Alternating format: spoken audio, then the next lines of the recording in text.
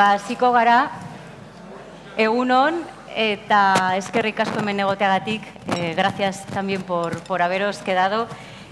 Acabamos de escuchar a representantes de instituciones como el Gobierno vasco, Parlamento de Gasteiz, Gobierno español, Alcaldía de Bilbao, integrantes de la Red de Lucha contra la Pobreza y la Exclusión Social en Europa, Estado, Euskadi. Hay reflexiones que nos van a servir también para esta mesa que comienza ahora y que lleva por título Derechos Fundamentales y Ciudadanía. Hay varios invitados, invitadas, como podéis ver aquí, a quienes vamos a escuchar en unos minutos, pero también os vamos a escuchar a vosotros y vosotras más o menos a eso de las 12 menos 20 minutos.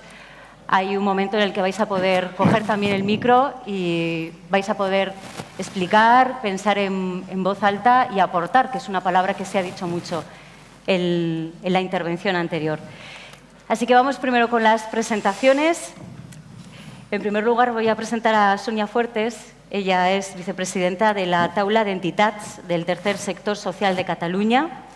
Está formada, creo que por alrededor de 3.000 entidades. Sí. Que son muchas y todas aquí juntas. Sonia es educadora social, ha coordinado grupos de pobreza y exclusión y lo primero, buen día. Buen día. Sergio Aires está aquí a mi izquierda, él es presidente de la Red Europea contra la Pobreza, es licenciado en Sociología y dirige el Observatorio de Lucha contra la Pobreza que tiene su sede en Lisboa. Buen día para ti también, Sergio. Y muchas gracias por hacer esta disertación también en castellano. Él decía, bueno, a veces hablo muy bien y esto a veces parece que no se entiende que yo vengo de otro idioma. Muchísimas gracias. Quiero presentar también a Imanol Zubero. Él es doctor en Sociología y Ciencia Política, es profesor en la UPV. Entre sus temas de sus publicaciones más recientes figura la innovación social, el desamparo o el populismo, entre otros temas. Es miembro del Consejo Asesor de SPLAI, que es una plataforma de análisis sobre el papel del tercer sector en el espacio público. Podríamos decir más cosas, Imanol, pero así te parece bien, ¿no? Egunon, Imanol. Y a su lado se encuentra Teresa La Espada. Egunon. Es diputada foral de Empleo, Inserción Social e Igualdad.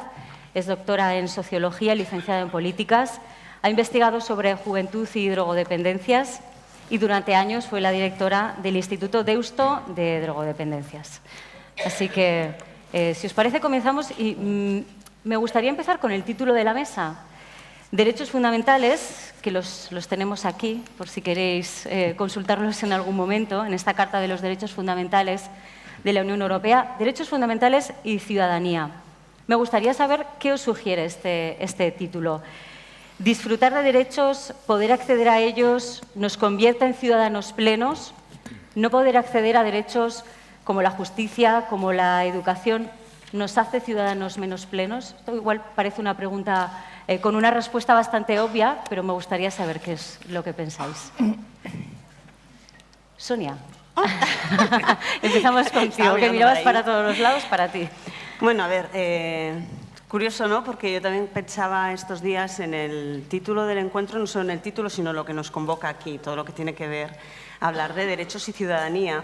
Y pensaba, no creo que sea influida por la tierra de la que vengo, pero pensaba que en realidad todo lo que tiene que ver con la ciudadanía y los derechos es un concepto mucho más dinámico de lo que podemos pensar, ¿no? En ocasiones vivimos los derechos como algo estático, ¿no? El marco legal, el marco normativo como algo más estático, y la realidad es que es muy dinámica y probablemente en los tiempos que nos han tocado vivir, que los cambios son tan rápidos y tan vertiginosos, el pensar la ciudadanía requiere abrirse a unas nuevas maneras de entenderla, ¿no?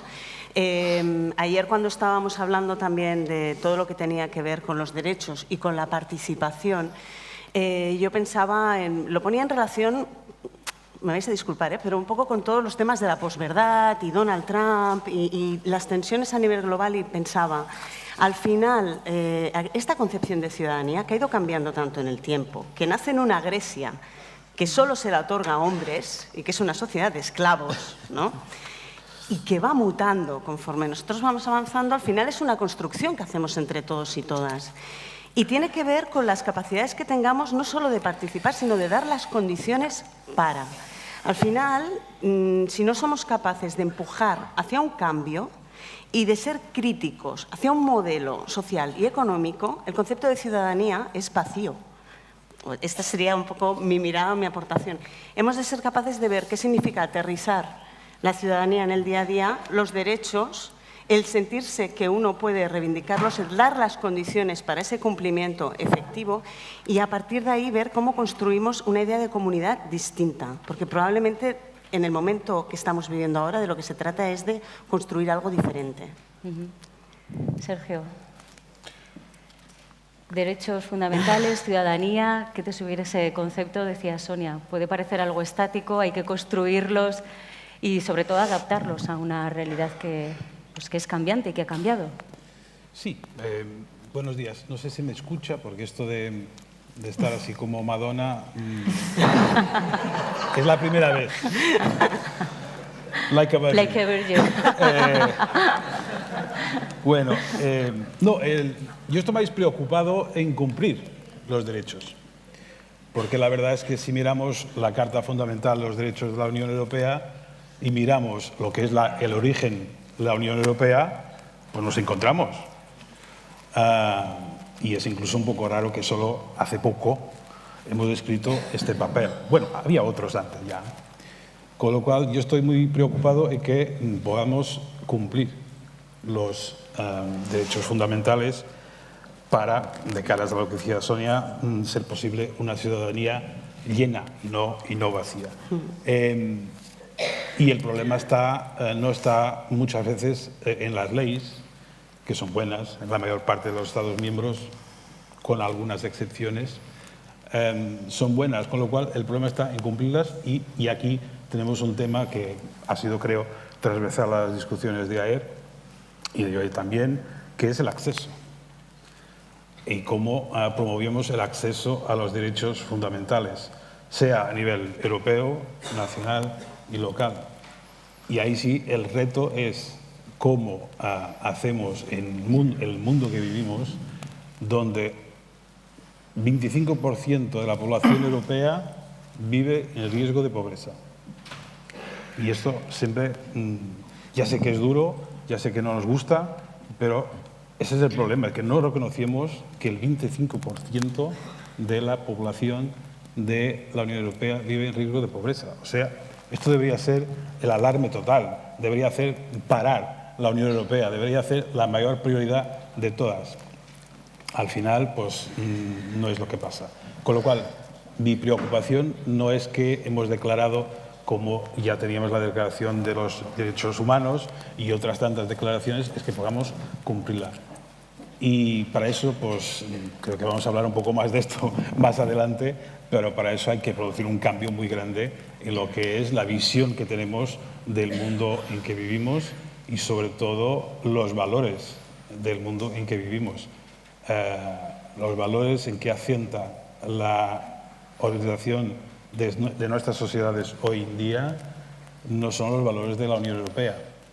Los valores de la economía que organiza nuestras vidas no son los valores que están reflejados aquí en este documento. Con lo cual hay un desencuentro entre lo que proponemos y lo que hacemos. Y Manol.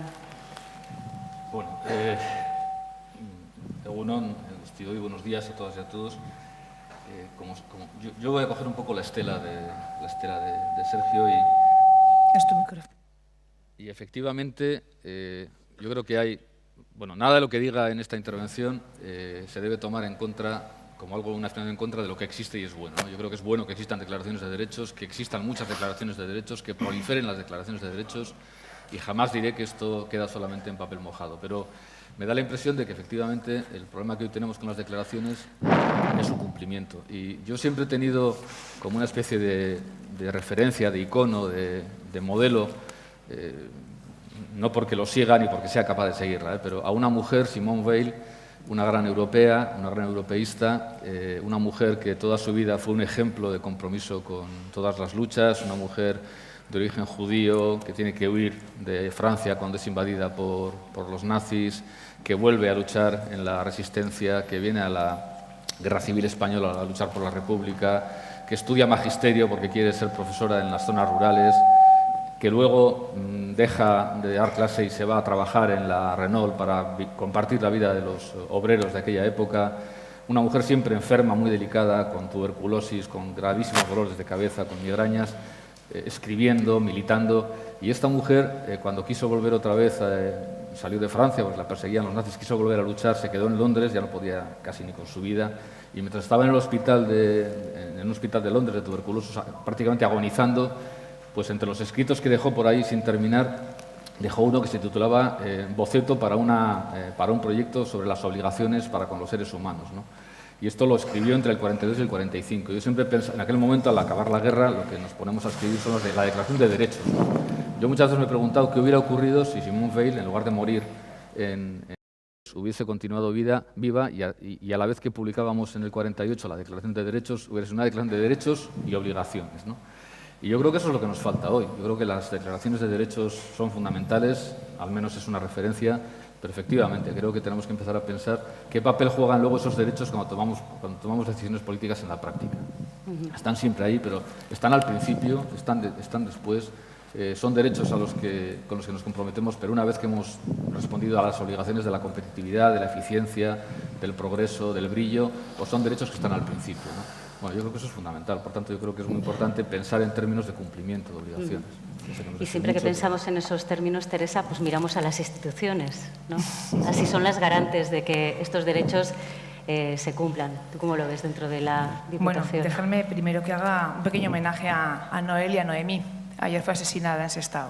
Y yo creo que no hay mayor vulneración de los derechos de las personas que es justamente un asesinato en manos de su pareja. Yo creo que nos toca hacer una mención a ella y dedicar probablemente esta mesa redonda a ella, porque creo que ella se lo merece, ¿no? 32 años, una mujer asesinada por su pareja. Yo siempre digo que cada vez que tenemos un asesinato de una mujer, tenemos un hombre asesino. Y a mí me gusta darle la vuelta porque el nombre de ella se ha repetido hasta la saciedad, pero pocas veces repetimos el nombre del asesino. Yo creo que cuando una mujer es asesinada, tenemos 38 mujeres este año en España, tenemos 38 asesinos también en España. Y eso quiero decirlo porque creo que no sé si hay mayor vulneración de los derechos de una persona que es que le quiten la vida a alguien, ¿no? Bien, dicho eso, porque creo que...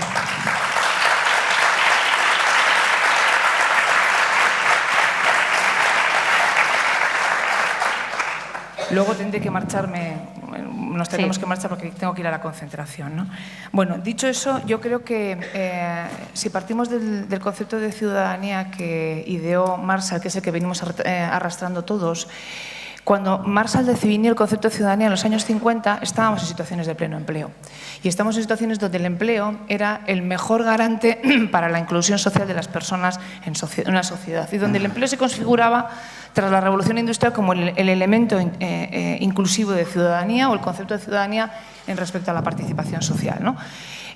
Lo que nos venimos viendo en los últimos tiempos es la revolución absoluta respecto al mundo del empleo, que lo que nos ha hecho es revolucionar también todas las tasas de desigualdad y de pobreza que venimos arrastrando por las dificultades que tienen colectivos importantes para incluirse en el empleo. Y yo hablo de empleo porque también soy diputada de empleo. Luego yo siempre pongo una mirada respecto a que la inclusión social no solamente es el empleo, y lo repito muchas veces, pero sí es cierto que hasta ahora como sociedad lo hemos venido configurando como eso y tendremos que pensar cómo vamos a hacer para que la inclusión sea de otra manera en las sociedades. Y esa inclusión vendrá cuando seamos capaces de definir conceptos de ciudadanía o una ciudadanía de otro modo y de otra manera. Porque yo estaba muy de acuerdo con lo que estaba diciendo Imanol. Hemos configurado políticamente el derecho, la ciudadanía como los derechos sociales, los derechos fundamentales, los derechos políticos y de participación política, pero no son suficientes en este momento. Y en este momento nos quedamos que nominalmente somos capaces de reconocer los derechos de todas las personas, pero sin embargo tenemos una ciudadanía que no es reconocida. Luego, por tanto, tenemos que dar una vuelta de reflexión primera y prioritaria a qué llamamos ciudadanía para saber exactamente cómo vamos a hacer cumplir que las condiciones de ciudadanía sean extendidas para todos. Me voy a mi caso particular, ¿no? Cuando me toca. Y cuando me toca decidir cuándo damos servicios a las personas, es cuando uno se da cuenta que planteamos y quiebra el sistema, el principio de ciudadanía. Porque si me baso en el empadronamiento famoso, que parece que es lo que da derechos a las personas, estoy quebrando el principio elemental, el primer derecho humano, el derecho fundamental, que es atender a todas las personas en igualdad de condiciones. Y, sin embargo, hemos generado un sistema de ciudadanía donde, a través de los papeles o la condición de ciudadanía, la establecemos para poder tener determinados papeles en un momento determinado. Yo sé que abro un melón importante, pero quería abrirlo, ¿no? Quiero decir que tenemos que repensar qué significa ser ciudadano o ciudadana de un país, de un entorno social, de una comunidad, y a partir de ahí empecemos a pensar cómo hacemos las instituciones públicas para dar servicios a esos ciudadanos y ciudadanas. ¿Tú qué te responderías a esa pregunta? ¿Qué me respondería? Sí. ¡Qué buena! Déjame que respondan los demás, luego respondo yo. No, pero como veo que lo has Yo respondo, reflexionado y lo has prometo pensado, responder, si pero quieres deja que damos un respondan a tiempo. los demás. Repensar entonces esa idea, ¿no?, de la ciudadanía, de quién es el ciudadano, que de verdad eso es básico, ¿no? Sonia, ¿quién es el ciudadano? ¿El empadronado? ¿El empadronamiento de una serie de derechos? Claro, a ver, cuando yo al principio hablaba de lo que es la idea, ¿no?, del ciudadano-ciudadana como titular de derechos, ¿no?, y titular de derechos en un espacio que hemos denominado, se denomina el Estado, ¿no? Sí. Claro, eso genera una serie de limitaciones, igual que las genera, por ejemplo, ayer yo en la mesa que asistía se hablaba de la política y de la gestión, ¿no?, que también es otra tensión que vivimos al final todos, ¿no?, porque a la hora de concretar todo eso, que entiendo que es lo que estaba planteando Teresa, estamos muy encorsetados y las respuestas son muy rígidas y tienen que ver a veces con cuestiones como el empadronamiento. Tenemos una Europa que se pretendía de valores y es una Europa de fronteras. Luego tiene que ver con una rigidez administrativa que yo a veces realmente pienso en este abanico tan amplio de prestaciones, que puede llegar a ser de 400 y pico, ¿tú cómo te ubicas ahí? ¿Cómo te sitúas? No sabes ni a qué tienes derecho muchas veces. En ocasiones estás muy sometido a la arbitrariedad y a la sensibilidad y a la manera de entender la política del municipio o el territorio donde estás. Y ni siquiera a veces ese municipio o territorio tampoco puede poner en marcha iniciativas innovadoras porque está limitado a su vez por otro tipo.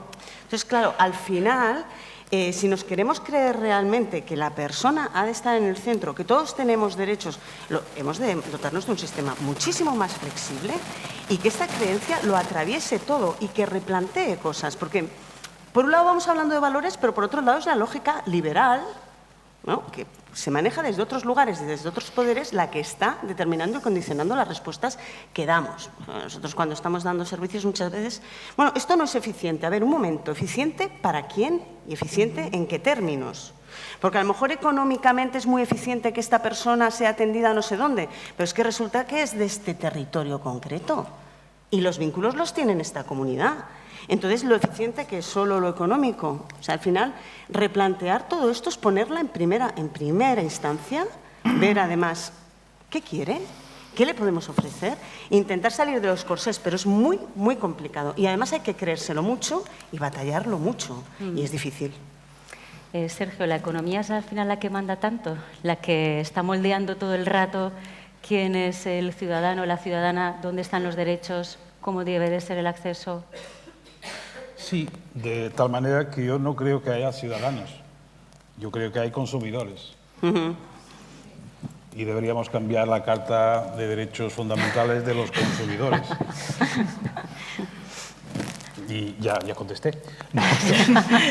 O sea, ya había dicho antes, e insisto, que no importa lo que pongamos en los papeles y que sí, también estoy de acuerdo que cuanto más derechos y cuanto más documentos producimos, sobre todo con participación de los dichos ciudadanos, lo que más me importa es que el modelo en que asenta nuestra visión de sociedad no tiene como background, como base, la idea de ciudadanía. Tiene la idea de que tenemos que tener un trabajo para tener un sueldo, para poder comprar. Y esto es el sistema. Y desde aquí nos salimos. Y todas las propuestas que vienen desde el nivel europeo, incluso global, van insistiendo. Y vean las propuestas de la Comisión hoy mismo, siguen siendo crecimiento y luego distribución. Y, o sea, insistimos, como decía Carlos, insistimos en la idea que ya tiene más de 30 años, incluso mucho más, de que primero hay que crecer y luego distribuir. Y también la idea que protección social no es inversión, es gasto. Con lo cual, volviendo a la pregunta, pues yo creo que este es el punto. Y otro punto es que no sé quién y por qué nos ha convencido a todos que la economía es una ciencia exacta. Es que a mí me parece una cosa muy rara, pero la verdad es que es esto que nos venden, con todo el respeto a los economistas en la sala o fuera de la sala. Pero la verdad es que nos hemos equivocado claramente en el modelo. El modelo que hemos perseguido durante 35 años, por lo menos, lo que ha producido es esta cifra de 25% de la población en pobreza. Y son muchos más, porque los cálculos estadísticos, la manera que los hacemos, pues excluyen mucha gente. Con lo cual, insisto, si queremos ciudadanos, tenemos que cambiar el modelo de nuestras sociedades. Y los alertas son muy fuertes. Más del 60% de la población europea no vota en las elecciones europeas. Ya no hablo de las nacionales, locales, territoriales, lo que sea. O sea, la gente que nos representa, como decía Carlos, que representa a los ciudadanos, ya ni la legitimidad democrática tiene a nivel de la mayoría de la gente que ha votado. Culpa nuestra, claro, pero a lo mejor es porque justamente no nos sentimos ciudadanos, no nos sentimos parte del sistema, estamos excluidos.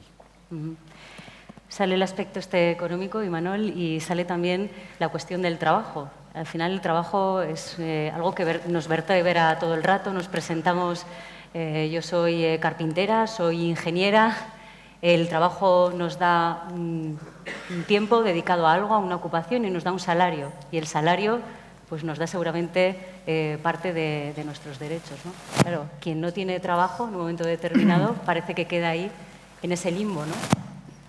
Sí, yo creo que esa es una de las... A ver, como se decía en algún momento, la historia de la ciudadanía o la aspiración a la dignidad, a la decencia, al reconocimiento, al bienestar, es tan vieja como la humanidad. Seguramente a veces nos preguntamos qué es lo que nos convirtió en humanas y en humanos y pensamos que si fue el dedo pulgar que nos permitía no sé qué, o si fue el cerebro que creció un poco más, o si fue que bajamos de los árboles. Seguramente lo que nos hizo humanas y humanos fue el mirarnos como humanas y humanos y empezar a cooperar, empezar a decir, pues tú eres igual que yo, tienes la misma fragilidad, las mismas necesidades, pues ¿por qué no nos organizamos y las solucionamos juntas y juntos, ¿no?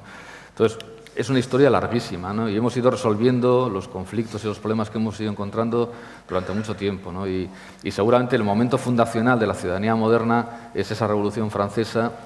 Siempre nos quedará París, como se dice en Casablanca.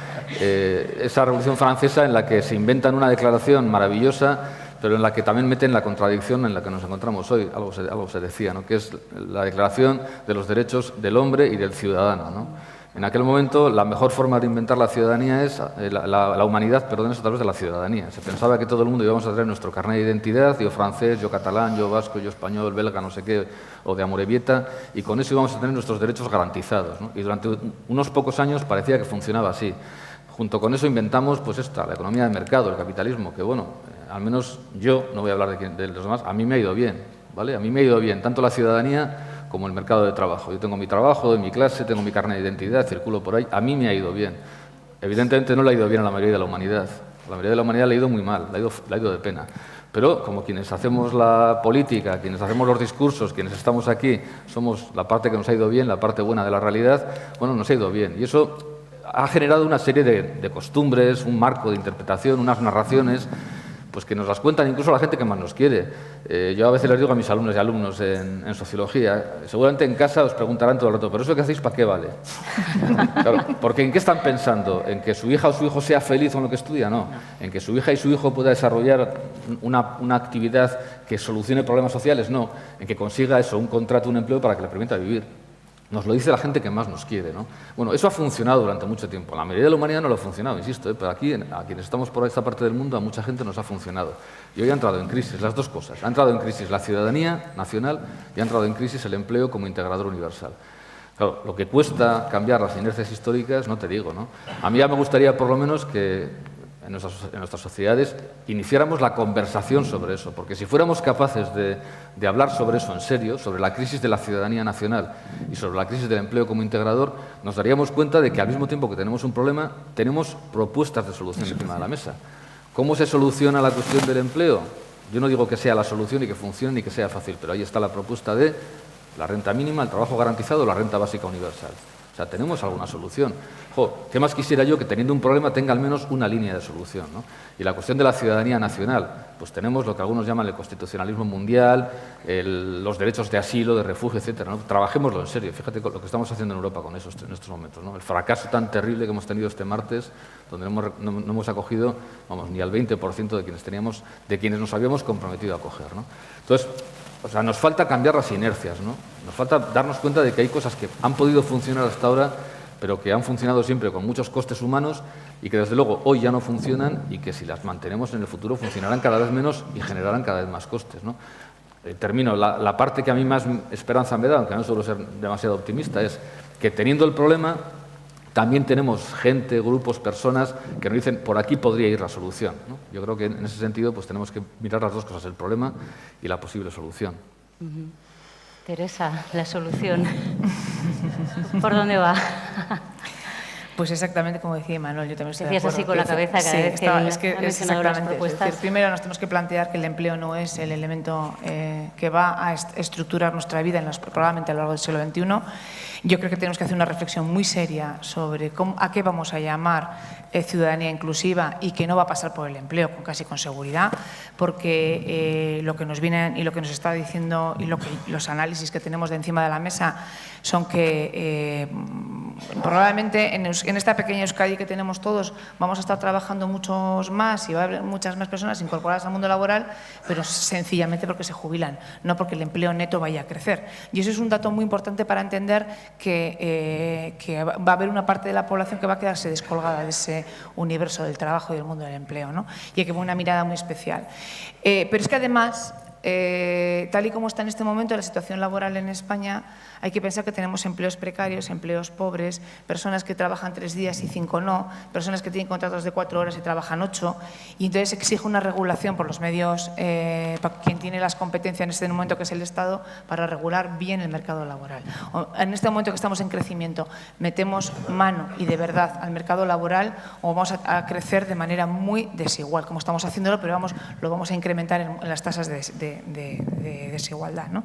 Y yo creo que esa parte, la revisión de lo que significa el empleo, cómo vamos a hacer para que el empleo que existe y que hay sea integrador y para quienes no disponen de empleo tengan las mismas condiciones y las mismas categorías de ciudadanos inclusivos, yo creo que ese es el elemento que tenemos que sentarnos a hablar con cierta seriedad y no se esté debatiendo. Y este no es un debate de una legislatura, sino de 2 o 3. Y eso exige que haya cierta ausencia de partidismos y digamos todos, bueno, vale, esto se queda aquí, vamos a ver si nos sentamos y hablamos sobre eso, ¿no? Y lo digo yo, que tengo un cargo público y que pertenezco a un partido, evidentemente, ¿no?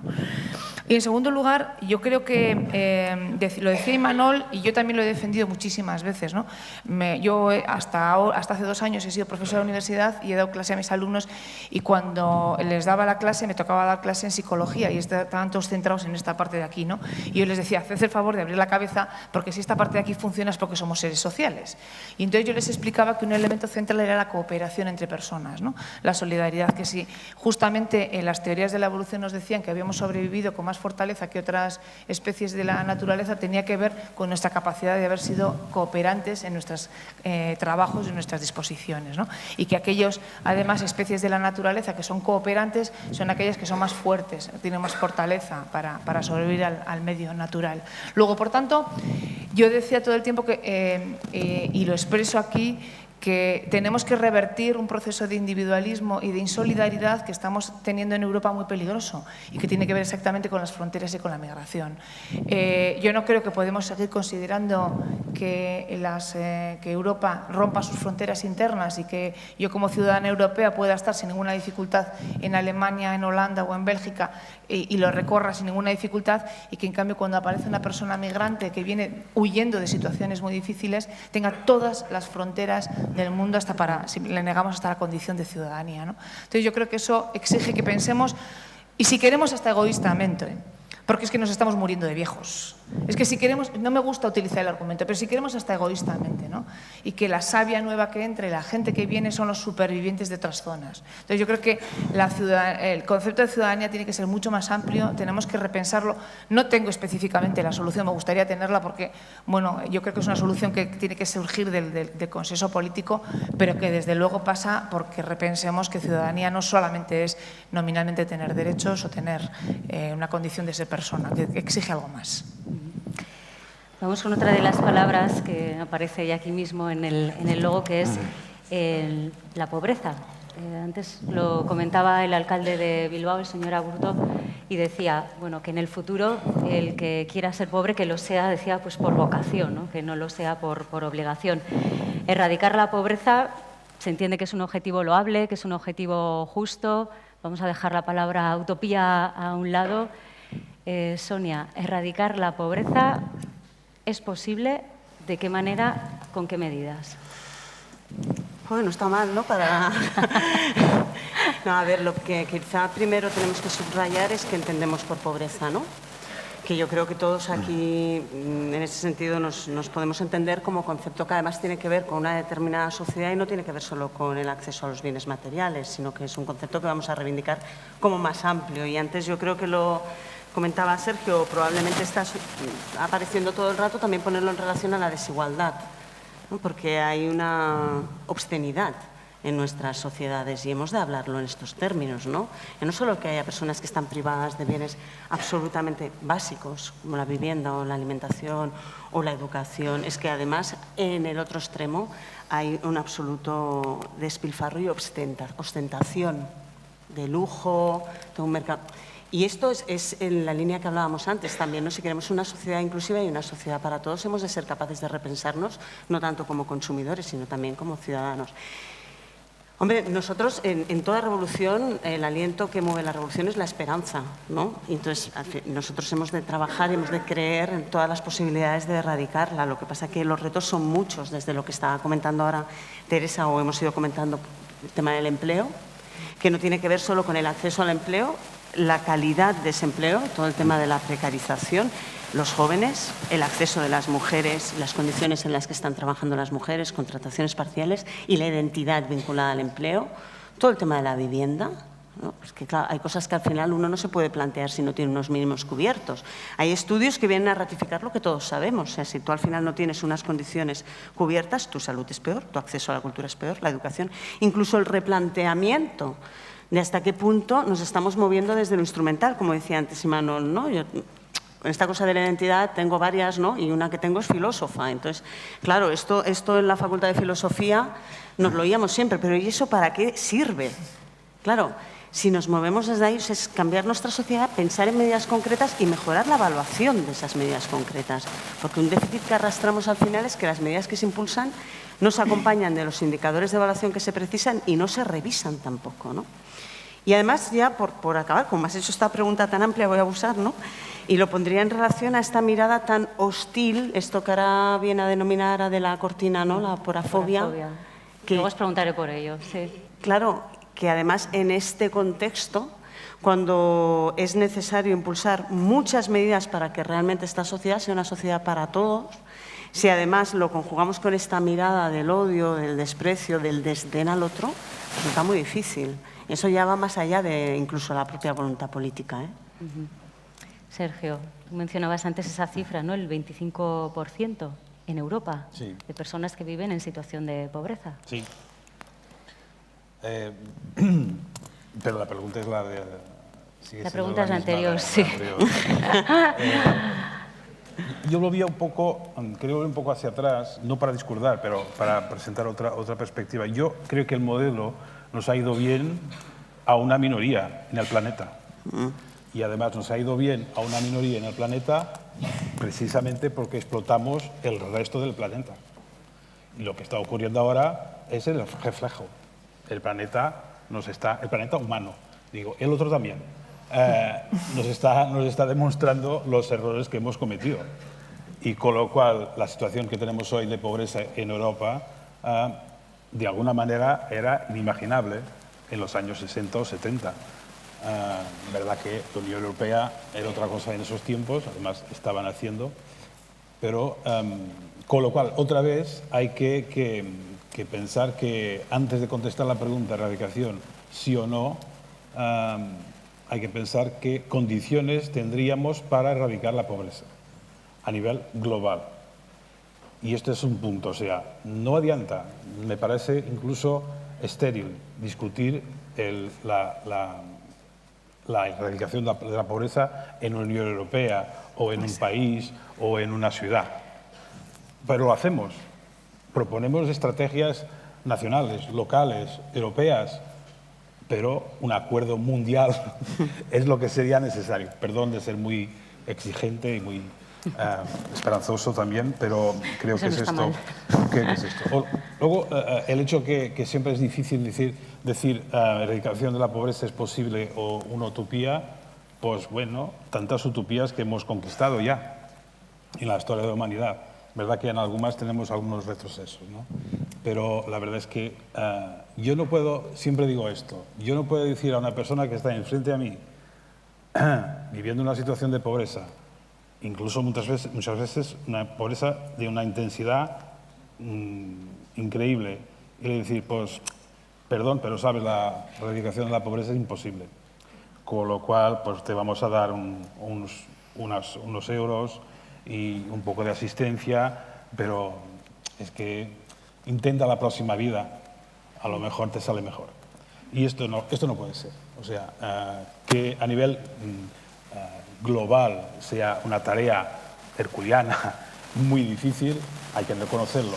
Con lo cual, vamos a ponernos metas, vamos a ponernos objetivos y a valorar esos objetivos. Y en eso estoy de acuerdo, que necesitamos una estrategia europea, necesitamos estrategias nacionales, y que contento salgo de este encuentro aquí de saber que finalmente por lo menos un Estado miembro ha decidido, ya lo sabía, además ya ha sido muy comentado en Bruselas, un Estado miembro que ha decidido tener una estrategia nacional de lucha contra la pobreza. Me parece absolutamente necesario para que por lo menos haya un ejemplo de que esto es posible. Quería también, aprovechando la pobreza, hablar, no sé si es el momento, pero hablar también de esta cuestión del mercado de trabajo y de cómo estamos envejeciendo y que la mayor parte de la gente que ha salido del mercado de trabajo durante la crisis ya no vuelve y tienen 45 años, 50, ¿y qué vamos a hacer con esto? Pues estamos muy retrasados a nivel europeo y diría global en esta discusión de cómo reorganizar el mercado de trabajo, o sea, la manera como nosotros estamos trabajando en el mismo modelo, organizando nuestras vidas y nuestro trabajo como en el inicio del siglo XIX, incluso con algunas consecuencias iguales ahora mismo. Con lo cual, esto es un reto muy antiguo, que además viene acompañado del hecho que ya no necesitamos de seres humanos para hacer la mayor parte de las cosas que inventamos. Yo, cuando empecé a estudiar sociología, hablábamos de la sociedad del hacer. ¿Hacer se dice? De la fruición, ostras, me perdí. Esto no lo sé cómo decirlo en leisure, please. Del ocio. Del ocio, sí. Del ocio, vale. Del ocio. Gracias. Claro, algunas cosas no son iguales en portugués. Y bueno, y parecía que nos íbamos a preparar para una sociedad donde no había que tener trabajo formal que tenemos, porque claro, los robots y todo eso estaría sustituyendo, no sustituyendo las personas, pero sustituyendo una manera de organización de nuestras sociedades. Y estamos discutiendo esto ahora mismo, pero ya con una situación complicada. Hace algunos meses se discutía en Bruselas en una conferencia, se van a reír porque no parece verdad, se discutía en la conferencia si los robots deberían tener emociones y si tienen emociones, ¿qué hacemos nosotros con eso? Y claro, también si deberían pagar impuestos, porque claro, no conseguimos imaginar cómo sustituir, o sea, no cambiamos. Incluso la única manera que vemos de sustentar la financiación de la protección social y tal es que ahora, bueno, los robots van a pagar los impuestos, ya que no hay gente. Y luego la idea es, y todos nosotros vamos a vivir dependientes de lo que paguen los robots. Y esto da risa, verdad que sí, pero son las discusiones que vamos teniendo también a nivel europeo. El problema es el problema más de carácter filosófico, que es cómo encuadrar los seres humanos en otro mundo que no sea orientado por el trabajo, porque en eso llevamos casi toda la historia de la humanidad. O sea, ¿cómo vamos a sustituir esto? Pues de la filosofía también a la cuestión práctica. Yo lanzaba esa pregunta, que puede ser muy grandilocuente, ¿no?, acerca de la erradicación de la pobreza, pero no hacerla también me parece algo extraño, ¿no?, en un congreso de estas características, Manuel. Sí, yo justamente quería remontar, como si esto fuera una conversación de estas de Twitter o de WhatsApp, quería remontar el hilo hasta la pregunta. Llévalo. Y claro, se decía, erradicar la pobreza es un objetivo loable, ¿no? Y yo recordaba, perdón por la broma, un monologuista y mago que a mí me gusta mucho, que es Luis Piedrahita, que ha estado unos tiempos por ahí con un espectáculo que se titulaba El castellano es una lengua loable, loable quien lo hable, ¿no? Y yo diría, erradicar la pobreza es un objetivo loable, loable quien lo hable, pero menos. Es muy importante ver quién habla de erradicar la pobreza, ¿no? Porque me voy a poner un poco... En fin, me voy a remangar. O sea, ¿cuál creeríamos que es el derecho reconocido en nuestras constituciones que más dinero nos cuesta? Pues lo voy a decir, no tengo una evaluación, pero yo estoy casi seguro que el derecho que más dinero nos cuesta a todas y a todos es el derecho a la propiedad privada. O sea, en este momento nos cuesta mucho más dinero la riqueza que la pobreza. Defender la propiedad privada nos exige a todas y a todos, a escote, pagar leyes, legisladores y legisladoras, tribunales, policías, cárceles. O sea, a veces pensamos que solamente los derechos sociales cuestan dinero y nos equivocamos. Todos los derechos cuestan dinero. Y todas las personas que disfrutan de algún derecho, del que sea, lo disfrutan gracias a que todo el conjunto de la sociedad se hace cargo de ese derecho. Pero, evidentemente, como las personas privilegiadas pensamos que lo que tenemos nos lo hemos ganado a pulso y no le debemos nada a nadie, pensamos que solamente otras personas, las más pobres, las que están más desamparadas, son aquellas que nos cuestan dinero, ¿no? Y esto es una aberración, porque si alguien aborda la erradicación de la pobreza desde el criterio de que la pobreza es lo que más dinero nos cuesta, pues sí, será objetivo loable, pero yo pondré muy en cuestión a ese que lo habla, porque creo que no es así. O sea, creo que no es así. Creo que todos los derechos cuestan dinero, los derechos civiles, los derechos políticos.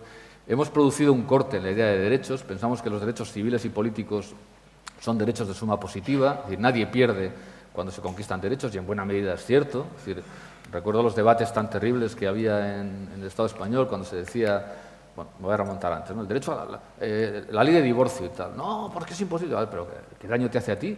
O sea, si tú no quieres divorciarte, no te divorcias, pero permites a otra persona así, o el matrimonio homosexual. Pero si nadie tiene que renunciar a su heterosexualidad para que otra persona pueda afirmar su homosexualidad. No, es que ha salido un homosexual en mi pueblo, pues entonces yo tengo que ser un poco menos heterosexual. Que no, o sea, si no pasa nada. Si ganamos todas y todos en derechos, ¿no? Pero con los derechos sociales y económicos no siempre es así.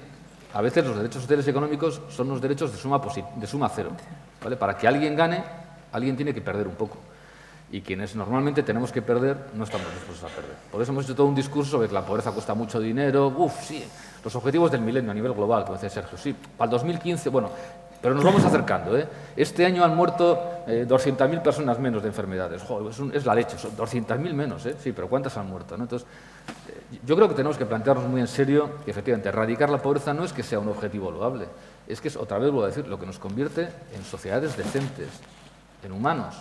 O sea, porque no aceptaríamos, hace un tiempo el Roto, que es un viñetista que suele hacer en El País sus caricaturas, sacaba una que era maravillosa. Salía un padre y un hijo y el padre le decía al hijo, hijo, la economía familiar va fatal, estás despedido. Pues jamás haríamos eso en un entorno en el que nos reconociéramos. Entonces, a mí me parece que en el fondo, lo digo muy tontamente, ¿no?, pero yo creo que el gran déficit que arrastramos como sociedades cuando abordamos estas cuestiones de los derechos fundamentales, es el reconocimiento de la dignidad de todas las personas, como iguales. O sea, tú eres igual que yo. Y tenemos una enorme capacidad para reconocernos como iguales. También tenemos una enorme capacidad para reconocernos como distintas, y por tanto para trazar fronteras. La construcción de fronteras somos muy hábiles, pero también tenemos mucha capacidad para superar eso. El martes pasado un profesor de la Universidad de Deusto, Pachi Lanceros, que es filósofo, publicaba un libro maravilloso, se titulaba El robo del futuro, donde hablaba de cómo construimos miedos, construimos fronteras, adversarios, enemigos, otras y otros, ¿no? Y yo, en la presentación del libro, comentaba una anécdota que me gusta siempre comentar, que a mí me la ha contado un profesor de Madrid, amigo, que dice que, y lo digo muy rápidamente, que su familia procede de un pueblo pequeño de Mallorca, que en los años 50 mucha gente de ahí emigró a Guinea, cuando Guinea era una colonia española, alguna gente se quedó, otra gente volvió, y allá a principios de los 70, un nieto de uno de aquellos que emigró a Guinea, que se quedó allí, que se casó con una mujer guineana, que tuvo hijos guineanos, mestizos, negros, nietos, tal, pues un nieto volvió al pueblo donde había salido su abuelo. Llegó al pueblo, un desconocido, negro además, ahí por el pueblo, ¿quién será este? Está todo el mundo comentando cosas, todo el mundo, como las películas de vaqueros, ¿no? El forastero por el pueblo y tal, y al mediodía entró a un bar y todo el mundo se cayó, le miraron entrar, y cuando se acercó a la barra del bar, en perfecto catalán, mallorquí, no quiero líos, pidió un café, y cuando le escucharon hablar en catalán, en su lengua, dijeron, ahí va, pensábamos que era usted negro.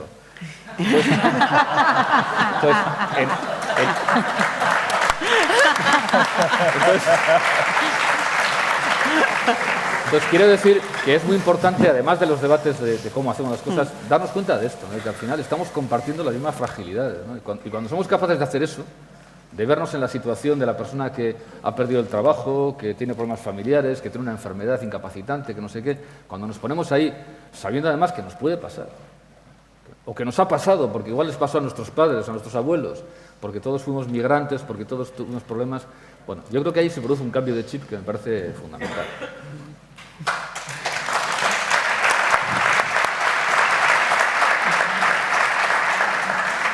Y Manuel nunca defrauda. Le voy a coger la frase esa de mantener el derecho a la propiedad privada, que es lo que más cuesta. La verdad es que me ha gustado porque a alguien se lo voy a decir. Sí, yo creo que a alguien se lo voy a decir. Bueno. Pero dices que lo has dicho tú, no digas que lo he dicho yo. No, diré que ha sido Manuel. A mí me viene muy bien decir ha dicho Manuel Zubero, o sea, ahí tú verás. Bueno, erradicar la pobreza. Yo creo que me sujeta a lo que han dicho los tres anteriores, ¿no? Yo creo que el objetivo es necesario, nos lo tenemos que plantear, es muy loable, pero creo que si no elevamos la mirada en un nivel global, como decía Sergio, yo creo que es muy complicado, ¿no? Tenemos 62 millones de personas refugiadas y desplazadas en el mundo, 62 millones de personas que, pues que el mundo decide que no las tienen en sus países, sino en otros o en campamentos de refugiados y refugiadas. Y eso hace plantearnos que el mundo se mueve en dimensiones mucho más globales de lo que nos hemos movido hasta ahora.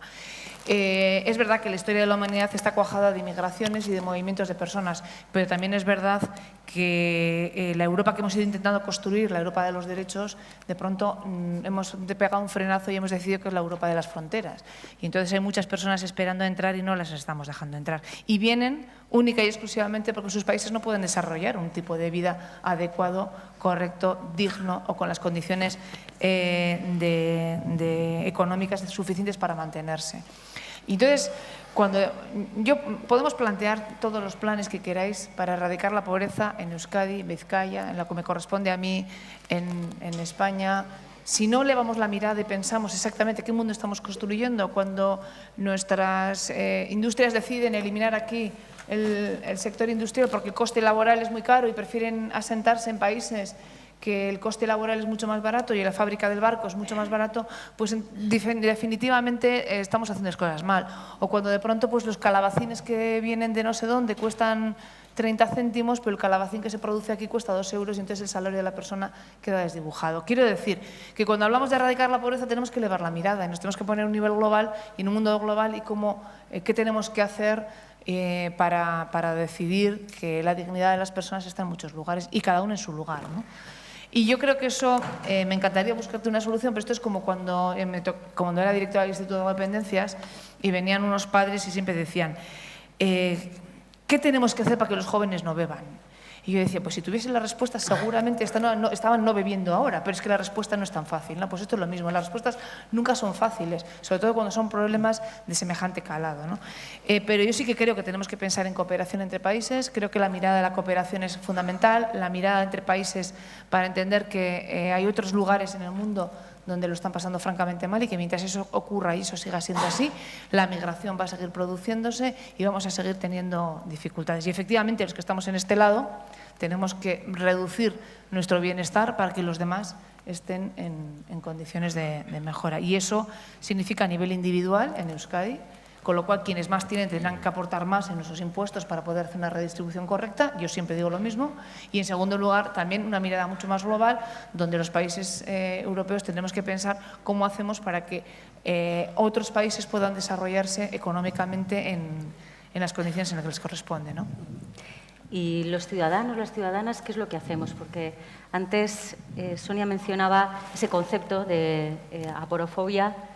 Lo ha acuñado Adela Cortina, pero sirve para describir algo que las encuestas, los estudios también dicen que ocurre, que es el rechazo a las personas que viven en una situación de pobreza, que viven en una situación de exclusión.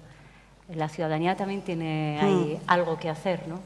Yo creo que esto que se comentaba de también el miedo, ¿no? En la sociedad del miedo, ¿no? Que hay algún libro por ahí también que habla de esto, cómo al final se nos bombardea con muchos mensajes de miedo y entre los miedos está el miedo al otro y el miedo a la diferencia.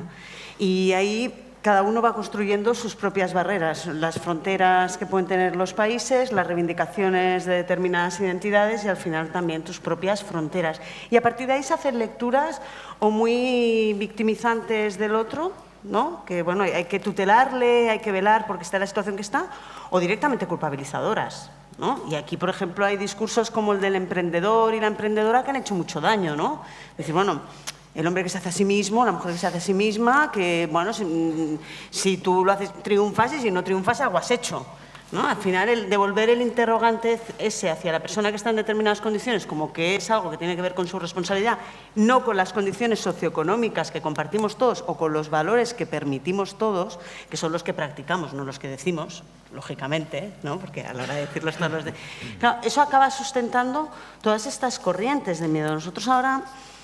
Hay un tema que me parece muy triste, ¿no? Y es que en las fiestas de la Merced de Barcelona, Marina Garcés, que es una filósofa, hizo un discurso y reivindicó la Barcelona plural, la Barcelona diversa, y dentro del discurso comentó que, bueno, que en Barcelona faltaba gente después del 17 de agosto y también faltaban en Ripoll unos jóvenes después del 17 de agosto, ¿no? Y esa mirada ha sido fuertemente sancionada. En las jaurías de la red, de Twitter, ¿no? Que bueno, también sería otro tema, ¿no? Porque ahí se alimenta mucho odio de forma anónima y tal. Dices, bueno, perdemos la capacidad de pensar sobre las cosas con matices, de entender realmente al otro donde puede estar, por difícil que sea, porque cuando al final hacemos una renuncia de eso, dejamos de entender, dejamos de cuestionar condiciones, dejamos de cuestionar nuestra responsabilidad colectiva en esto y lo que hacemos es el rechazo y nos sentimos aparentemente más cómodos en nuestro mundo que puede llegar a ser al final muy endogámico, ¿eh? O sea, pues, te puedes acabar referenciando en las 4 realidades que tú vives y en los 4 sitios por los que tú circulas y lo demás queda fuera. Yo creo que un poco... es también cuestionar todo este modelo y todo este tema también del miedo como arma arrojadiza hacia los demás. Sergio, o sea, que hay que hacer un trabajo pues, casi psicológico, ¿no? Sí, porque, como lo decía antes, o sea, el modelo que perseguimos ha producido daño en nuestras cabezas. El modelo cultural que tenemos de individualismo sigue siendo la referencia. Seamos ricos, pobres o más o menos. Con lo cual, este daño no es fácil de ultrapasar, porque claro, el tema de desigualdad, por ejemplo, y dónde nos ponemos en una perspectiva de cómo reequilibrar las desigualdades. Yo siempre, porque todos van contando chistes, yo también quiero... Tú tienes el tuyo. Tengo el mío, ¿no? Quiero hablar de su chiste. Me acordé porque la verdad es que también es muy paradigmático de lo que está ocurriendo, que es dos tíos y al amigo le pregunta, oye, ¿cómo están tus hijos? Y le dice, bueno, ¿comparados con qué? Y claro, es que este es el problema, es que siempre queremos más, siempre queremos lo que todavía no tenemos y el modelo de bienestar es el de la obscenidad, ¿no? Así se dice. Obscenidad. Este es el modelo de bienestar que todos deberíamos alcanzar. Y esto nos han convencido incluso que además era posible si fuéramos buenos, si trabajáramos bien y si no fuéramos gitanos, por ejemplo, y otras cosas de estas. Estoy siendo irónico, espero que se perciba también en castellano. Con lo cual, esto ha producido un daño tremendo, porque cambiar esto solo se hace como lo estamos haciendo aquí. Pero no es fácil. Lleva mucho tiempo, la participación, hacer a la gente volver a creer que son importantes, que su palabra cuenta, que lo que dicen va a ser tenido en cuenta, que hay consecuencias de este esfuerzo de participación, pues esto lleva mucho tiempo, porque lo que hemos hecho durante tanto tiempo ha sido exactamente el contrario. Yo no sé si... Otra cosa que cuando hablamos de prioridades, solo para volver un poco a la cuestión de la erradicación de la pobreza, otra cosa que me incomoda es que siempre estamos muy disponibles para encontrar prioridades. Prioridades, bueno, metas y prioridades. Pues ahora la pobreza infantil. Y ahí está. Todo en la pobreza infantil, porque esto es la prioridad. También el emprendedorismo, innovación, no sé qué. Y claro, vamos fraccionando y fragmentando la visión de los problemas, otra vez. Como si la pobreza infantil no fuera algo que es transversal a todas nuestras sociedades. Con lo cual, esto que nos va bien de identificar una prioridad y todos ponernos todos los recursos en esta prioridad, está bien, pero si lo hacemos como lo hemos hecho hasta ahora, los resultados no son muy buenos. Y no sé si es la última ronda, pero quería también decir algo muy concreto, porque la gente siempre dice, vale, muy bonito, pero dime algo, y esto me preguntan mucho en Bruselas, ¿no? Vale, pero dime algo de concreto que nosotros políticos podamos suscribir y aceptar. Pues bien, hay 2 o 3 cosas que se podrían hacer desde mañana. Aceptar el hecho que un instrumento como la renta mínima y todos los otros productos subsecuentes es una necesidad, es útil y, además, si es implementado de forma adecuada, como está en las leyes, va a producir un cambio seguro. Hay pruebas en muchos países de los cambios estructurales, generacionales, increíbles en una generación. Hablo, por ejemplo, en mi país de los gitanos y del cambio que ha producido la renta mínima en la población gitana en Portugal. Primero. Segundo, pues no hay dinero, ¿verdad? Siempre no hay dinero. Este es el tema. ¿A dónde está el dinero? Como decía mi hija cuando era chiquitita y empezó la crisis, decía, padre, yo no vi nadie a quemar euros en la calle. ¿A dónde está el dinero? ¿A dónde lo han llevado? Pues otra cosa que podemos hacer desde mañana es dejar de ser hipócritas y cerrar los paraísos fiscales. Impedir que esta economía, que como dice el Papa, mata, y mata mismo, o sea, mata, no es una metáfora, sea controlada de otra manera, porque eso no es lo posible.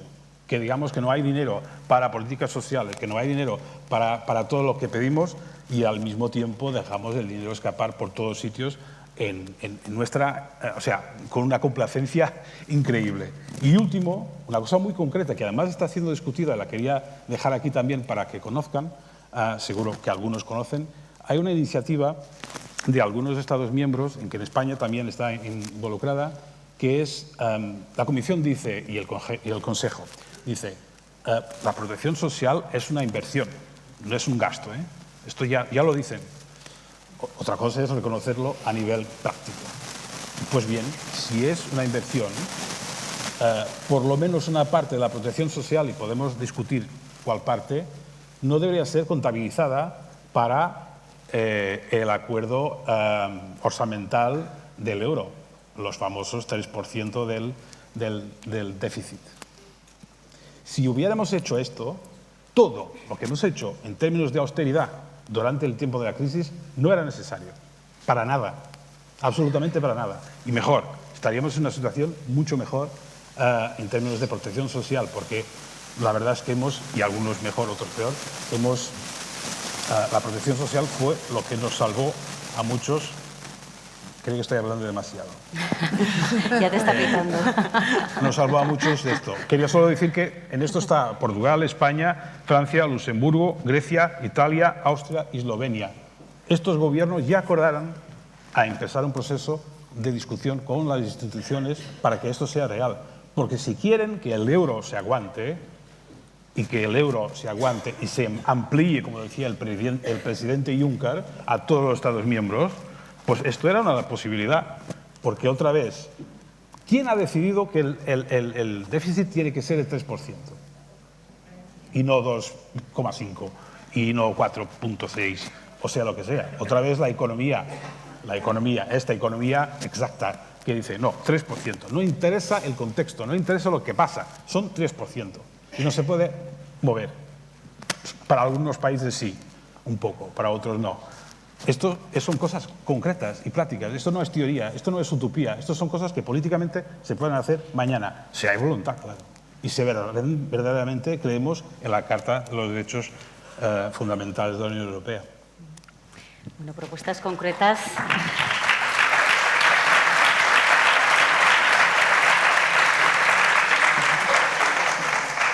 ¿Qué tienes, aplauso? Sí, lo de la ciudadanía es curioso, ¿no? Porque yo estaba recordando que, bueno, como yo soy mayor, en el año 92 se publicó un libro que mucha de la gente que está por aquí, que lleva mucho tiempo y tiene muchos trienios en los temas de las políticas sociales, la exclusión, etcétera, recordaba perfectamente. Era un libro de un economista norteamericano muy prestigioso, Galbraith, que se titulaba La cultura de la satisfacción. Entonces, en aquel momento él decía que el gran problema, año 92, que tenían las sociedades opulentas, ricas de Occidente, era que la ciudadanía había desarrollado una cultura de la satisfacción personal, y eso es lo que nos estaba convirtiendo en individualistas y en insolidarios, ¿no? Ahora, en cambio, hablamos de la cultura del miedo, básicamente, ¿no? Y aunque parezcan opuestas, satisfacción y miedo, yo creo que están muy relacionadas. Yo creo que justamente porque durante mucho tiempo, porque pensábamos además que nos lo estábamos ganando, ¿no? Recordemos, en el caso de Euskadi, en el caso de España, pero en el caso de toda Europa, que nuestras abuelas y abuelos todavía recuerdan los tiempos del hambre, de la posguerra, es decir, que realmente en muy poco tiempo dimos un salto terrible hacia la satisfacción de un montón de necesidades, ¿no? Entonces, aspirábamos a satisfacer necesidades que no habíamos tenido, que nunca habíamos disfrutado. Pero claro, a veces la satisfacción, cuando es incontrolada, se puede volver miedo, porque tal vez en aquel momento éramos individualistas como sociedad muchas veces porque queríamos tener cosas y ahora somos individualistas porque tenemos miedo a perderlas. Y los dos son construcciones sociales, son definiciones que hacemos como sociedad, ¿no? Son discursos que van alimentando las cosas, ¿no? Yo creo que es fundamental y afortunadamente desde muchos ámbitos se está haciendo en buena medida por la globalización, por la sostenibilidad ecológica, por el cambio climático, empieza a entrar en nuestros discursos la idea de la suficiencia. Tenemos que empezar a preguntar, ¿cuánto es suficiente? Yo ya tengo suficiente, ¿para qué quiero más? ¿No? El discurso de la suficiencia está entrando mucho, creo que es muy importante porque aquí hay una línea. Y como quiero ser positivo, porque mis amigos y amigas me dicen últimamente que será la edad también, que estoy como muy cascarrabias, yo también hoy quiero salvar un poco a la ciudadanía, ¿no? Efectivamente, si entras en Twitter y en los comentarios de los periódicos, te borras de la humanidad, o sea, te haces gato, dices, no, yo quiero ser gato, o sea, me dejas en paz, porque es horroroso. Pero afortunadamente eso no representa todo, ni los movimientos xenófobos, ni Alternativa por Alemania representan a la humanidad, ni siquiera toda la gente que vota partidos xenófobos lo hacen porque sean racistas directamente. A veces es gente atemorizada, es gente mal aconsejada, mal guiada, agitada por malos líderes, ¿no? Yo quiero salvar un poco a la ciudadanía y lo hago también pues, contando, suena chiste, pero lo cuenta como un relato Amos Oz, ¿no? Amos Oz es un escritor judío que siempre estuvo defendiendo la idea de dos estados, de arreglo con Palestina y tal, con muy poco éxito, pero bueno. Y tiene un ensayo muy bonito contra el fanatismo, donde él cuenta con un amigo suyo, escritor judío, en Tel Aviv, cogió un día un taxi. Y el taxista, perdón por los estereotipos, ningún economista se ha enfadado, pero seguro que si algún taxista se enfada con lo que voy a decir ahora. Pues el taxista empezó a echar pestes, ¿no? ¡Ah, los árabes, no sé qué, no sé qué, los palestinos, hay que matarles a todos por tal. Entonces, el amigo de Amos Oz dijo, pues mire, yo vivo en un edificio, hay una pareja joven de árabes que tiene un niño pequeño, voy a dejar hoy abierta la puerta del portal esta noche, usted sube, llama a la puerta, abrirán tranquilamente, les pega 2 tiros y les mata. Pero no se olvide de matar al niño también.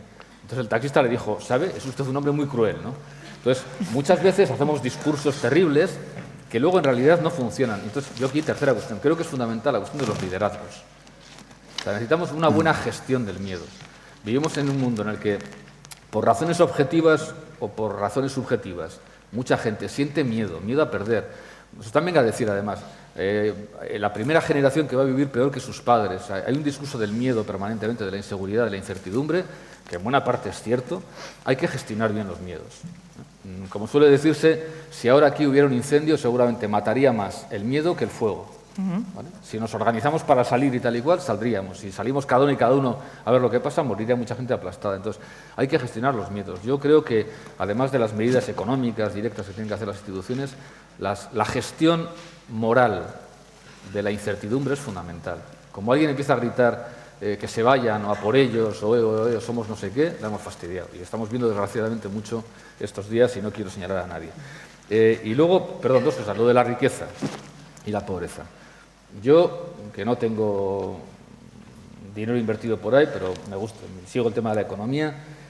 Bueno, hay un banco suizo, Julius Baer, que es un banco que se dedica a hacer inversiones y hace cada 2 años un informe sobre la riqueza en Europa. En 2014 sacó un informe y decían que entre 2007 y 2013, los peores años de la crisis, la riqueza privada en Europa había crecido en 1,5 billones, con B de barbaridad, de euros. O sea, 1,5 billones más de euros habían entrado a los bolsillos de algunas personas. Y luego, lo de que no hay dinero. El otro día leía que el Estado español, que España tiene un déficit del 100,4%. Quiere decir que debe más que lo que produce cada año, con lo cual es imposible que pague lo que debe. Entonces, si los Estados pueden endeudarse hasta volverse locos, y si la gente se está enriqueciendo como si esto fuese fiesta, yo diría como tú. O sea, cuando alguien utiliza argumentos económicos en contra de la igualdad, en realidad lo que está diciendo, está negándose el principio fundamental de la igualdad y la dignidad. Lo tengo clarísimo. O sea, no nos creamos nada de lo que nos dicen cuando dicen que no hay dinero. O mejor, cuando alguien nos dice no hay dinero, démosle la vuelta, como en los dibujos animados, y veréis cómo le caen monedas.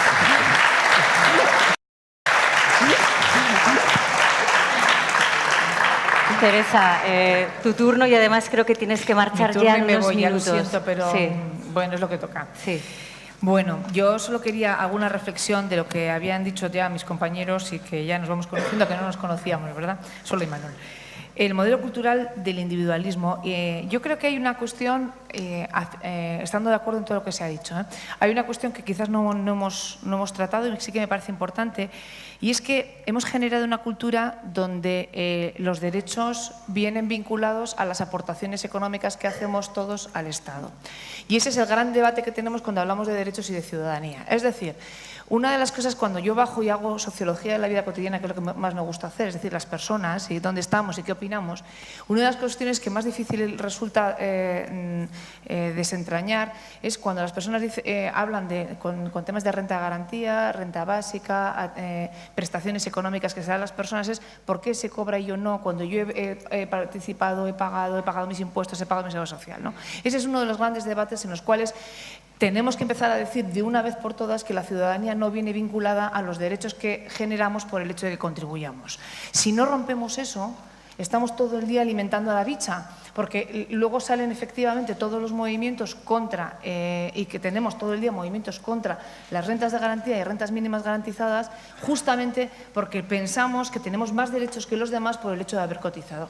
Entonces, es una perversión horrorosa porque el sistema no acabamos de decir con suficiente claridad, tampoco desde el mundo político, que los derechos no vienen garantizados por el hecho de que hayas contribuido más o menos, que esa es tu obligación, pero el derecho no tiene nada que ver, el derecho de las personas a cobrar y a ser mantenidas y a tener dignidad, no tiene nada que ver con las prestaciones y con las contribuciones que se han realizado.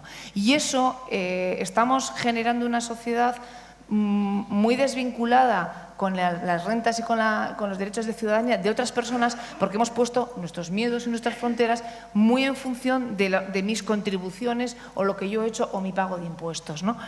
Y yo creo que toca empezar a hacer otro tipo de discursos con mucha contundencia, hablando que la ciudadanía no tiene por qué estar vinculada a la contribución y a la prestación que damos todos económica al Estado, que eso es obligatorio y ya está.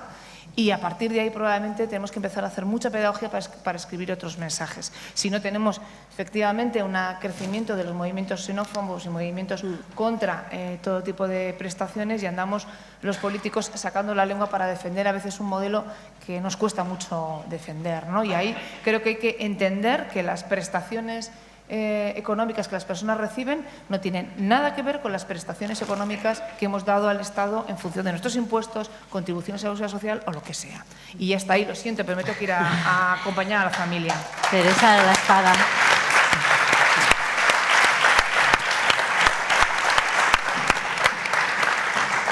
Teresa La Espada, diputada foral de Empleo, Inserción Social e Igualdad.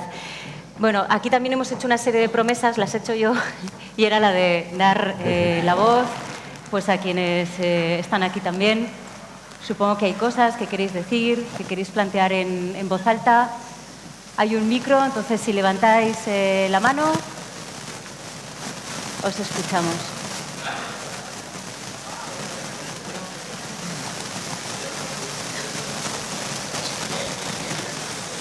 Buenos días. Mi nombre es Antonio Espina y vengo de Vigo, en la representación de Galicia. Y un pequeño argumento y una pregunta, lamentablemente la diputada se nos fue y era para ella. Los argumentos que ha tenido el señor Subero cuando ha dicho que una de las cosas que más cuesta es la justicia, los porcentajes aterradores que dice el señor Sergio me tienen asustado un poquito, estoy nervioso con los porcentajes que maneja.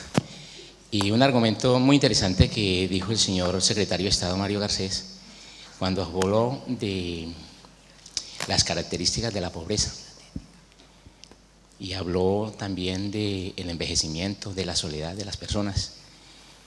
Y yo quisiera, pues, ya que ustedes están ahí, me dijeran un poquito, hicieran el papel de la diputada y me dijeran qué factores se tienen o qué principios se tienen para crear una ley. Estamos aquí para lanzar propuestas. Yo tengo una, quizás en nombre de muchos de los presentes, y mi propuesta sería que cuando una ley se cree, no solo se le aplique libertad, porque las leyes tienen mucha libertad. En mi país decimos, las leyes están creadas para los de ruana, no para los pobres, sino para aquellos que tienen. Entonces, yo propondría que las leyes no solo le pusieran libertad, sino que también le pusieran igualdad y solidaridad. Ustedes han dicho ahí en sus argumentos. Muchas gracias y ya acabo. Ustedes han dicho en sus argumentos precisamente cosas bastante interesantes, interesantísimas para nosotros. Me voy muy contento por haber estado aquí en este congreso. Seguramente le voy a contar en Vigo a muchas personas. Soy inmigrante colombiano y le voy a contar de esto, porque vaya si estamos nosotros ignorantes de muchas cosas que están pasando a los demás. Alguien dijo, no sé si fue el señor Subero que habló, o alguien aquí, no, fue una de las personas que habló al principio, de que habló del lema de Liverpool. Me importa el que está a mi lado también. Muchas gracias. Quiero saber algo de eso, de cómo una ley cuando la creen, ¿qué principios tienen en cuenta? Gracias a todos. Gracias, Antonio.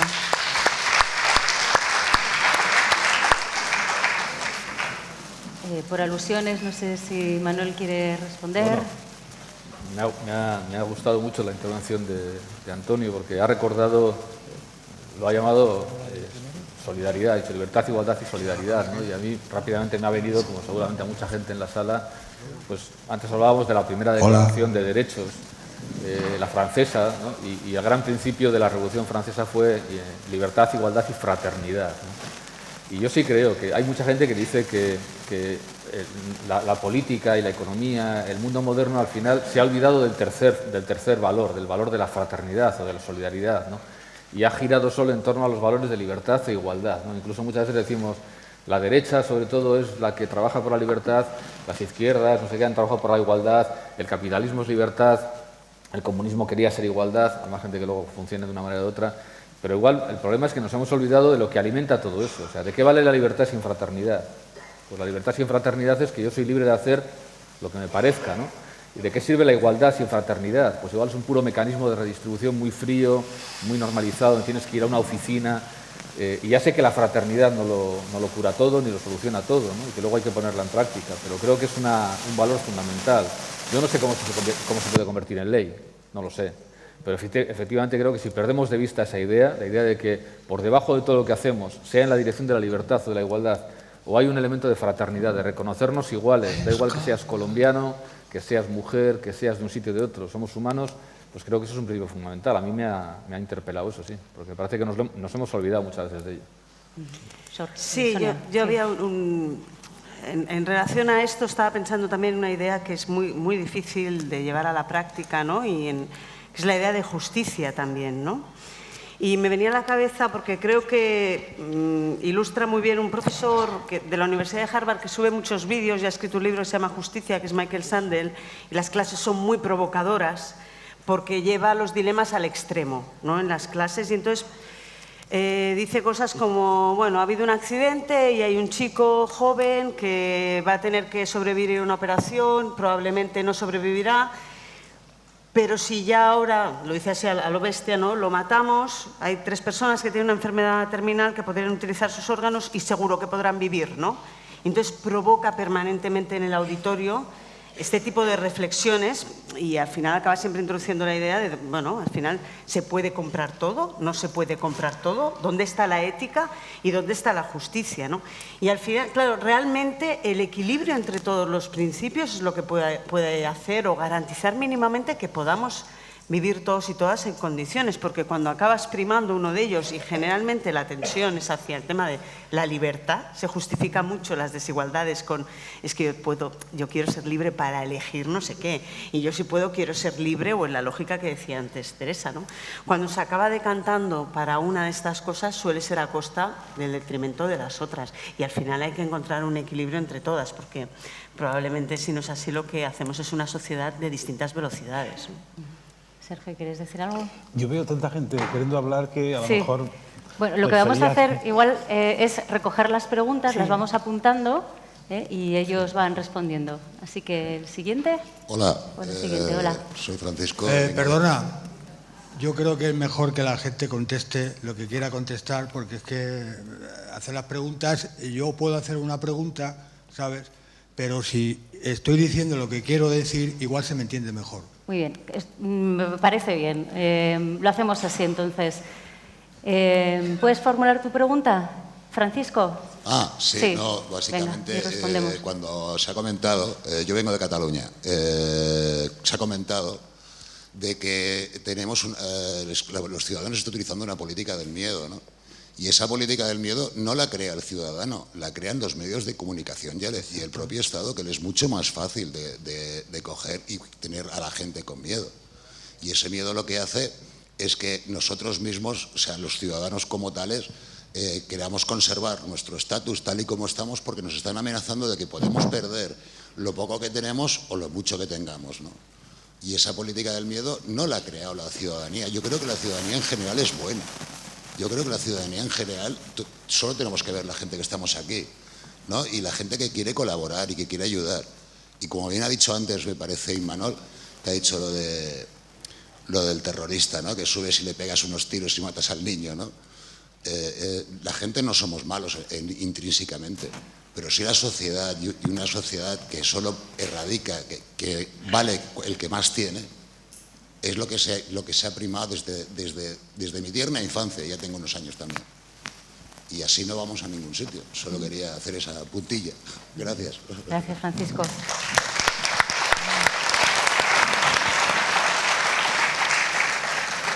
¿Algún comentario? Totalmente de acuerdo. Creo que es tu turno. Vale, gracias. A ti. Bueno, yo soy Guillermo y vengo de la EAPN de Murcia. Y bueno, quería hablar de la esclavitud que yo veo cada día en Murcia, en un sitio que se llama la Gasolinera del Rollo, en la cual hay 2 municipales dirigiendo el tráfico y una bandera anticonstitucional en el 5º piso de un edificio. Y la gente va allí a las 7 de la mañana, el que trabaja, trabaja, el que cobra, cobra, y sueldos de 2,5 euros la hora como mi compañero de piso. Segunda cuestión, la criminalización de la gente que estamos en la calle. Por el hecho de llevar unas pintas de cierto tipo, de cierta manera, pues te agobian a base de documentación, no sé qué, no sé cuántos, para arriba y para abajo. Si yo llevara un maletín con 300 millones que he robado a mis obreros y un traje, pues igual no me decían nada. Nada más, gracias. A ti.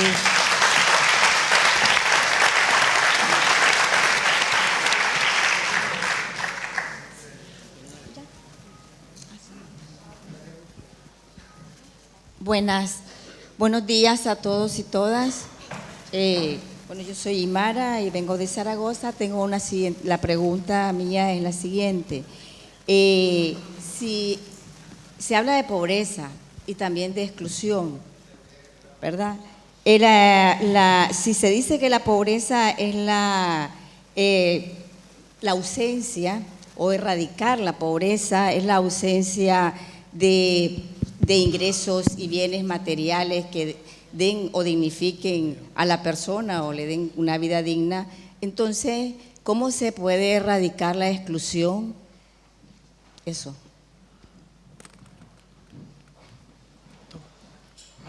Bueno, yo supongo que va en relación a lo que comentábamos antes, ¿no? No sé si…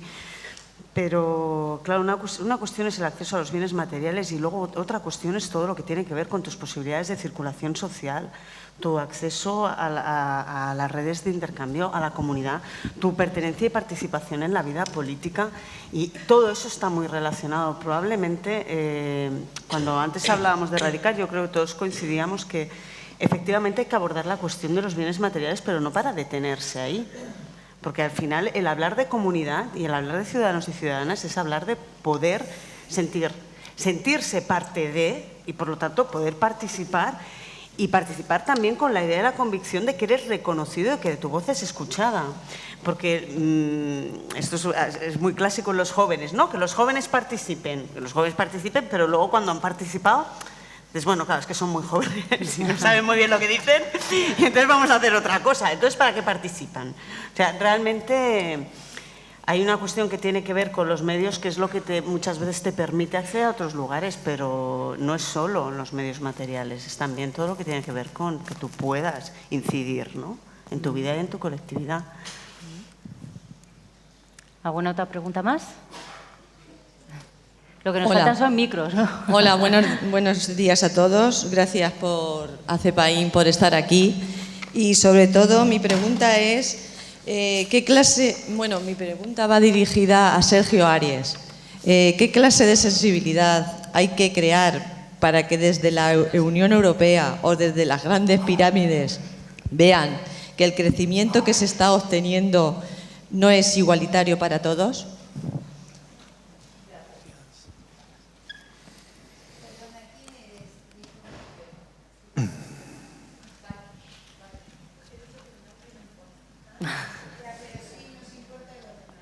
Bueno, ha dejado una pregunta para Sergio. Yo creo que intenté un poco contestar a la pregunta ya antes. O sea, lo que estamos haciendo hoy aquí, y que además está ocurriendo, como lo anunciaba también Carlos, está ocurriendo un poco en todos los Estados miembros de la Unión Europea, es el comienzo. O sea, demostrar de una manera, en la primera persona, de una manera cualitativa, porque de números estamos hartos, ¿no?, cualitativa, lo que significa en nuestros ciudadanos las consecuencias del modelo que hemos aceptado de desarrollar, es la primera manera y la más importante de hacerlo, creo, con todas las dificultades que hemos ya identificado. O sea, esto es difícil por muchas razones, pero hay una que es a lo mejor la más difícil de todas, es que todavía, y no quiero ser pesimista, y que no me escuche Carlos Usías, espero que no esté aquí en la sala, pero la verdad es que todavía falta suficientemente atención y voluntad política concreta y real de escuchar nuestras voces. O sea, estamos en esto. Ya hay voluntad de darnos la oportunidad de organizarlo y de promoverlo. Pero la verdad es que al final, en el momento que, como comentaba alguien, en el momento de hacer las leyes, en el momento de cambiar las leyes, en el momento, sea a nivel europeo, sea a nivel nacional, nuestras voces siguen no siendo consideradas como importantes. Con lo cual, en esto tenemos que tener toda la fuerza y los invito a todos, en este caso españoles, pero también a los otros europeos, que en el encuentro europeo que vamos a tener en noviembre, que tendrá delegados de todos los países, que vamos a poner el foco mucho en esto. O sea, que llevamos 16 años participando, pero algo de concreto debería ser hecho. Y yo elenqué ya algunas cosas muy concretas que gustaría de ver a alguien a comentarlas. Yo quería solo decir, porque no has contestado tú y podrías haber hecho, sobre los medios de comunicación.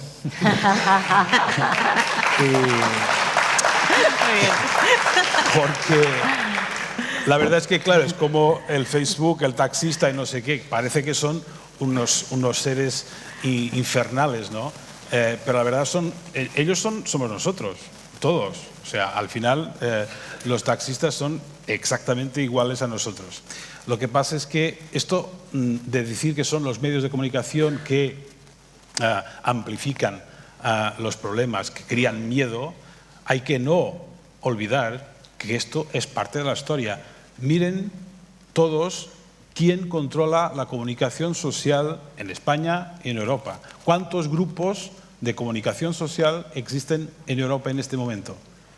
Casi todos están controlados por 2 o 3 grupos económicos, que son los mismos, obviamente, que están beneficiando de todo esto que hemos hablado.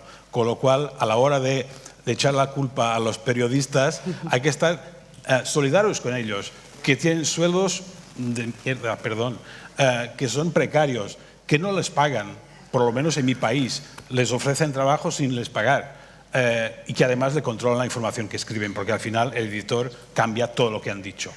En la radio a lo mejor es un poco distinto, no sé. Exacto.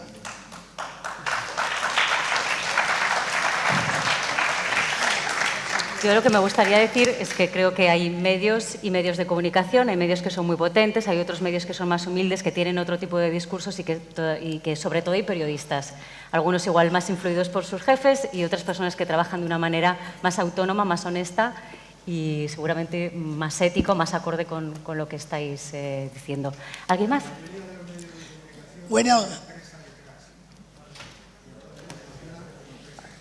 Buenos días, soy Pilar Periáñez Murillo y soy de Euskadi. Yo quiero comentar varias cosas, porque aquí se ha hablado de todo y todos tenéis razón en algo.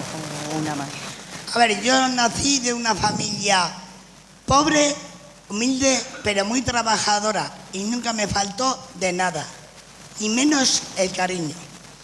Pero hubo una etapa de mi vida que me faltó eso, que me sentí más sola que la una, y eso me llevó a mí a una depresión y a una enfermedad. Gracias a Dios, gracias a la asociación de Besitei, que me ayudó a salir adelante, y gracias a también, que me salió a ayudar a salir adelante, me han dado un techo. Soy una privilegiada en todo. He sido la infancia.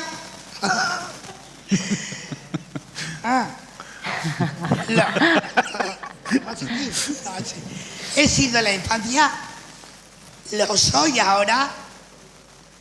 Espera, que no he acabado.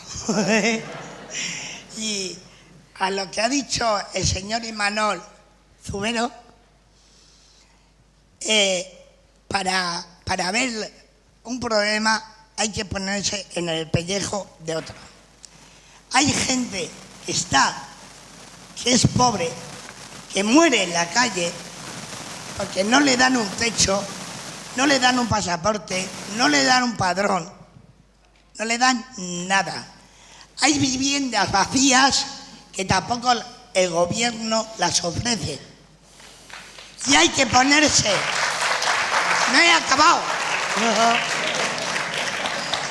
Hay que ponerse en el pellejo de esas personas, de ver lo que están sufriendo, incluso hasta ayer, que murió un chico de 34 años en Baracaldo. Triste y muy duro. Y otra cosa que quería, pero se ha marchado la señora Teresa La Espada, le doy la razón en que hay gente que paga impuestos y dice, ¿por qué voy a pagar a los pobres? ¿Por qué esos tienen derecho a una RGI? Pues no, no tiene que ver eso con que una persona que venga de fuera, inmigrante, porque le esté pasando mal en su país, o una persona que por desgracia se ha quedado sin nada, por algún problema, tenga derecho a una RGI. Y otra cosa, yo tengo una RGI, pero no la quiero. Quiero trabajar, tener un trabajo digno, para tener mis ilusiones. No les voy a decir cuál, yo las sé, nada más. Pero no he acabado. No he acabado. Y otra cosa, agradecimiento a la APN, porque está fundada, ayuda a las asociaciones varias, no Visitegui, que soy yo, ayuda a Sin Hogar, Sin Techo, Cáritas, Cruz Roja, todo lo que haga falta, y hacen un esfuerzo muy grande por luchar. Y los que aquí estamos, salimos a la calle a defender esos derechos humanos. Poneros en su lugar, nada más. Gracias.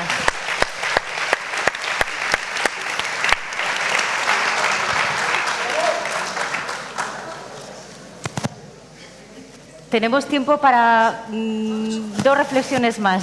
Yo también tengo que... Sí. Hola. Sí. Hola. ¿Te puedes poner en pie? Que no, bueno, o sentado, como quieras. Vale. Hola, muy bien. Vale. Gracias por compartirnos este ámbito tan importante con la gente que sufre la pobreza. Bueno, desde al fin y al cabo me interesa transmitir una pregunta muy importante, resume todas las formas del desarrollo de pobreza. ¿Tenéis alguna estrategia para poder erradicar la pobreza o habrá alguna medida trata de poner decisiones para poder afectar la pobreza y mejorar el nivel de pobreza? Bueno, eso es todo. Gracias. Pero esa es la pregunta del millón, ¿verdad?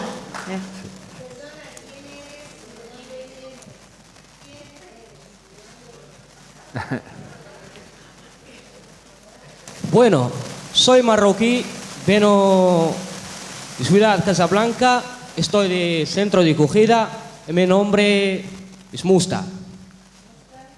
Gracias, Musta.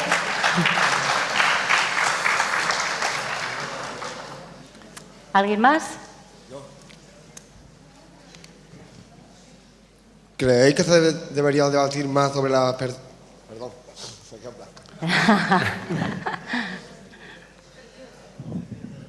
Soy Joaquín y vengo de Sevilla.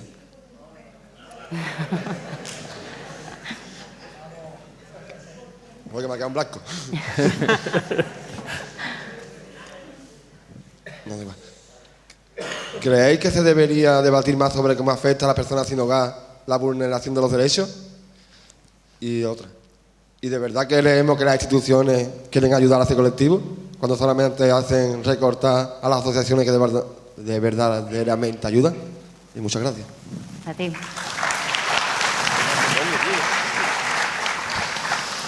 Bueno, y la última pregunta ya, porque estamos fuera de tiempo. ¿Me la podéis contestar? ¿Podéis responder rápidamente? Bueno, yo creo que hay cosas que en relación a la erradicación de la pobreza o la vivienda han ido apareciendo, ¿no? Todo el tema, yo creo que había cierta... o coincidíamos mucho en la garantía de ingresos, llamaré, o la renta básica o garantizada, o no, las distintas, pero Ese es un tema, pero no puede ir solo, porque ahora cuando se planteaba el tema de la vivienda, y entiendo que es un problema que compartimos probablemente en toda Europa, en algunos sitios más que en otros, por ejemplo en Cataluña, en Barcelona tú no puedes encontrar un piso por debajo de los 1.000 euros, es muy difícil el alquiler. Entonces, si no empezamos a plantear, reivindicar, exigir y poner medidas para que la vivienda sea un derecho real, dejemos además y hacemos unas políticas del suelo mucho más agresivas para que eso sea accesible a los ciudadanos, lo que estamos haciendo es expulsar a la gente de sus lugares donde han vivido siempre. O sea, los estamos expulsando como en tantas otras ciudades de Europa. La última reflexión. Adelante. Hola, me llamo Kiko y vengo de APN de Palma de Mallorca, ¿vale? Y quería decir lo siguiente, hablan de erradicar, y yo digo, ¿cuántos se erradican los contratos basura, los sueldos bajos, los alquileres altos? ¿Y cuándo se pondrá el nivel de vida acorde con los salarios?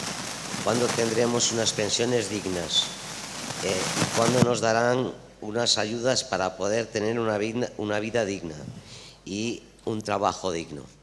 Gracias. A ti.